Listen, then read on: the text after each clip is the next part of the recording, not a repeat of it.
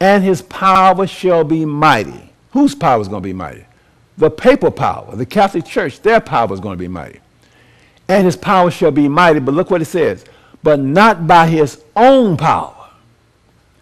And he shall destroy wonderfully, and shall prosper and practice, and shall destroy the mighty and the holy people.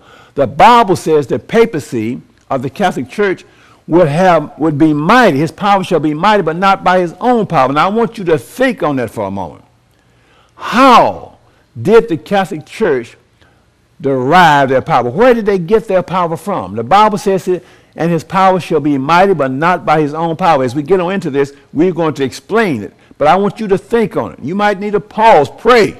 His power shall be mighty, but not by his own power. Let's continue. And through his policy also, he shall cause craft to prosper in his hand, and he shall magnify himself in his heart, and by peace shall destroy many. He shall also stand up against the prince of princes, but he shall be broken without hand. All through the Bible, as the Bible talks about this power, but it always talks about him eventually being broken without hand, and that means no earthly power is going to break him. The God of heaven is going to have to break his power. The God of heaven is going to take away his dominion. All through the Bible, we see this, brothers and sisters, when it talks about this haughty power. God himself is going to break his power. There's so many things I want to add in here right now, but I have to wait as we get on into this. Saints, let's get this down. Okay, brothers and sisters, we want to continue on now. We have laid a foundation, so let's look at the screen now and see what we have talked about thus far.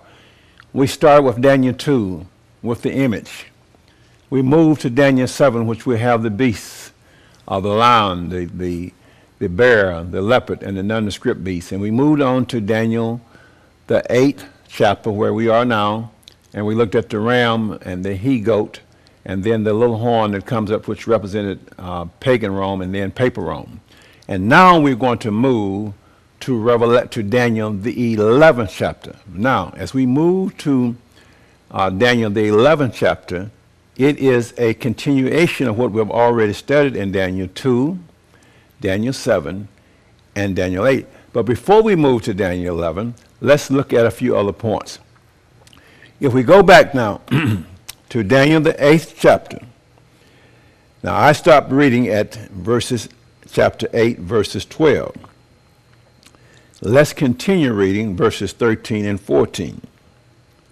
Then I heard one saint speaking, and another saint said unto that certain saint which spake,